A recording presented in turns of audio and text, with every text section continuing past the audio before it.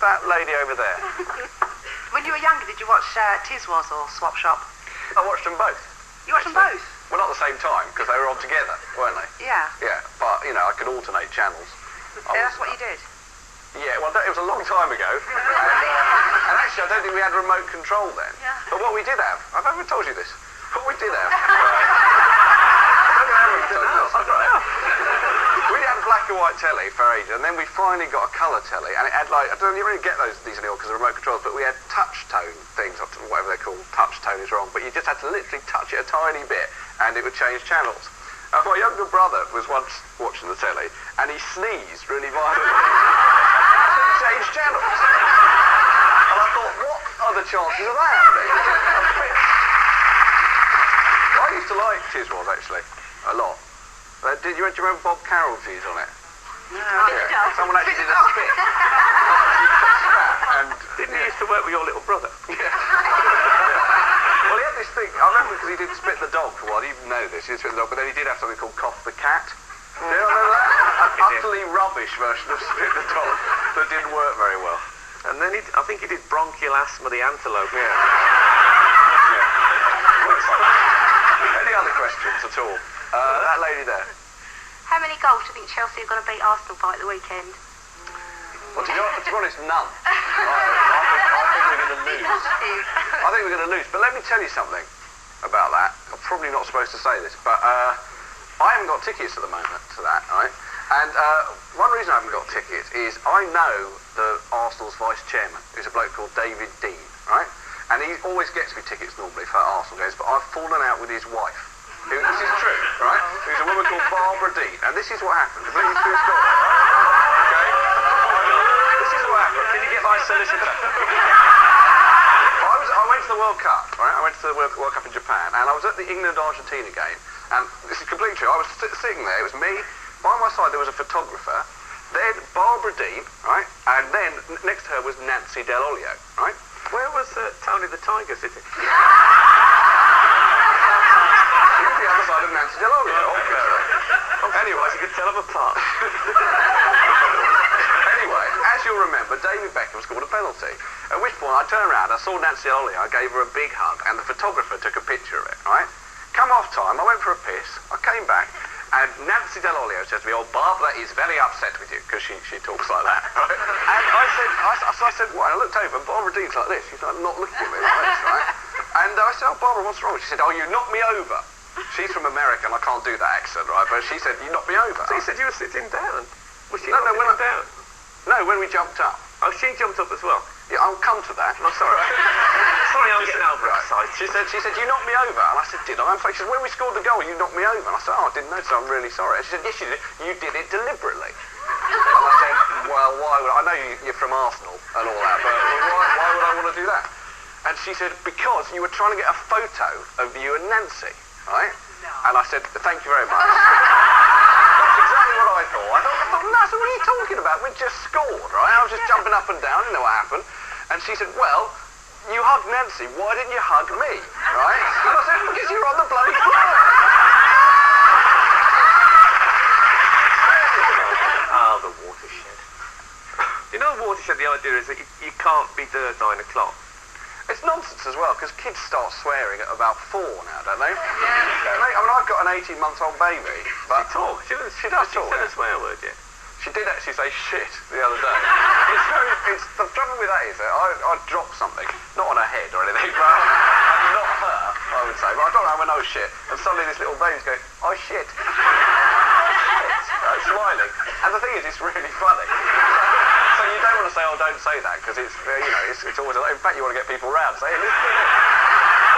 Can I just ask before we get going, can anyone tell anything different about me this week?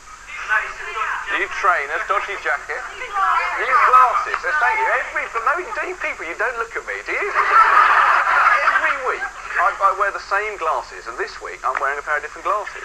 And what happened was I normally wear these glasses, right? But you've got props. Yeah, no, I've got props. These glasses along. This was just before we got in the car to go to the show. These are me normal glasses, and I was holding my daughter upside down for a laugh, and she's 17. Yeah. But he was just cleaning his glasses. Yeah. And she kicked me in the face, right? So, Did she really? Yeah, she kicked me in the face. So these flew off. I don't know if you can see that, but so the limbs came out. And what I thought I'd do, I know this is a little bit staged, but I couldn't decide. It's true completely. I couldn't decide which glasses to wear. So I thought these ones, or possibly these ones. What do you think? Little bit Trevor McDonald, I think. What do you think? Yeah, you look just like him. For a minute, I thought Trevor. Got these. I've got a few. Yeah. Which are they trendy, do you think? They are filthy. It's impossible to get a close-up of those glasses. They are the filthiest. This lens. I can't actually see anything. So, Yeah, so what are you going to go for? well, I'm going to go, I think, for the first ones, because that seemed to be the ones that most people liked. I look like Ali G anyway. People often come up to me, a lot of people come up to me and say, oh, you're that Ali G. Some people even don't ask, they just start going, oh, for real? And I feel quite offended. Actually, somebody sent me this poster. This bloke works at a clinic somewhere in Bradford. Yeah. Do you know about this? No, I don't, but I... And he sent me a poster. They do a kind of a male sexual advice clinic. Okay. Right, and this is the poster.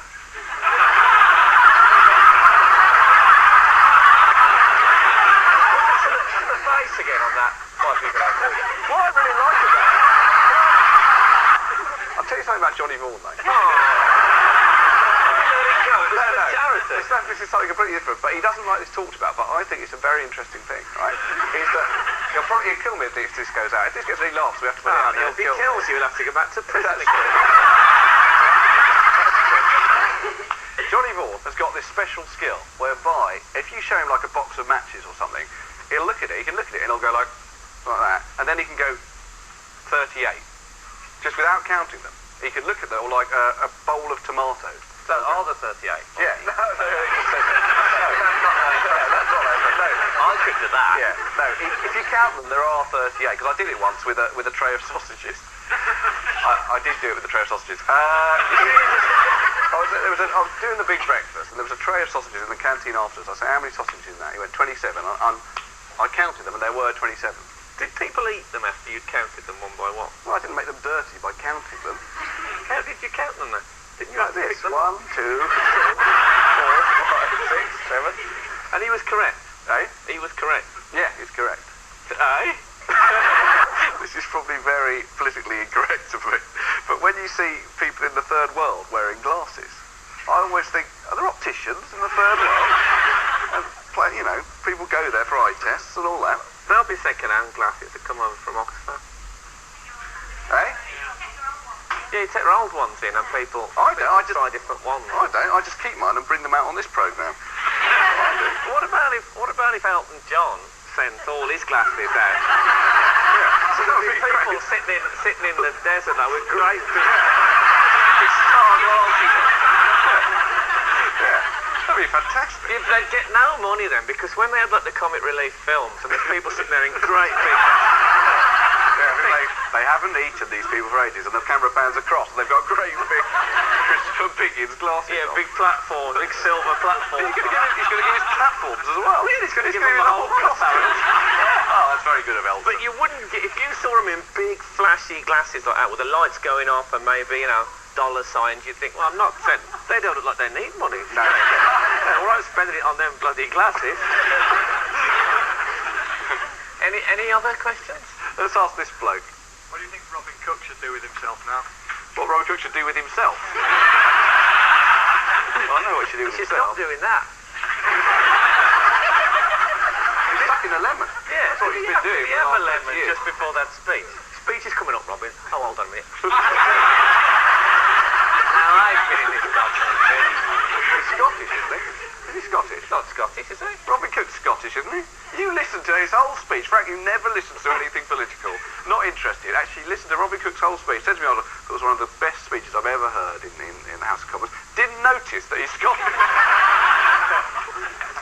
I think he should do his own show called Can't Be Robin Cook, Won't Be Robin Cook.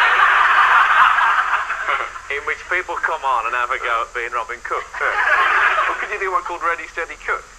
In which people ran towards Robin Cook, perhaps. can have people, you can have a load of kids who all just stand like this normally and they go ready, steady, cook, and they go, ooh.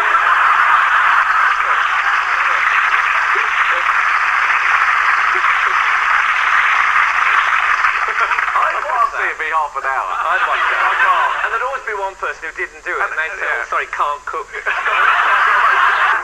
Ginger bloke at the back. Is he ginger or is that the light? That's just his hair. Not his hair. That's just his shirt. He's ginger. I know, that's just his hair. I didn't mean that he was actually ginger. Yes, no, his shirt, you shouldn't wear that shirt if you are ginger, because it's a ginger shirt. It looks like it's made out of bits of Mick Hucknall. Why should we pick you, sir? Because I'm going to cash in on some limelight. My great, as Frank will know, well, you won't know that He doesn't. He was like... My great uncle... Cut to the chase, Ginger. My great uncle was Teddy Fenton, who managed West Ham. Did you know that? Funny enough, I didn't know that. There was something familiar about it. Why is the fact that he supports West Brom, not West Ham? Not any team that just wasted it. They set me up for this.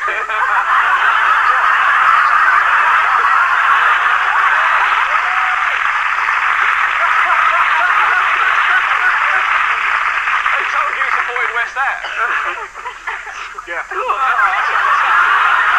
don't have a Stanley knife for anything. Have you noticed the accent at all? It's a Birmingham accent. Is that a clue? I think He doesn't know where West Ham is, do you? yeah? Where is it? I don't know where it is.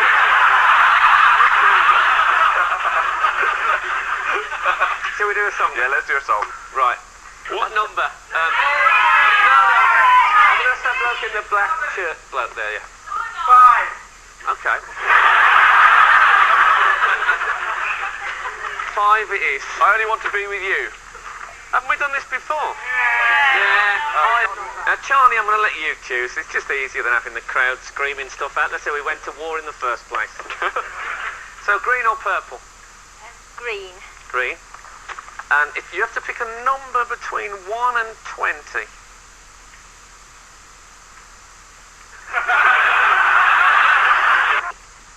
It's I will always love you. Okay, well, the thing about this is it starts unaccompanied, right? So I think you should sing it unaccompanied, and I'm not going to give you a note, and we'll see what happens. What, so I have to guess what key it's in? Yeah, just guess what key it's in, we'll see what happens.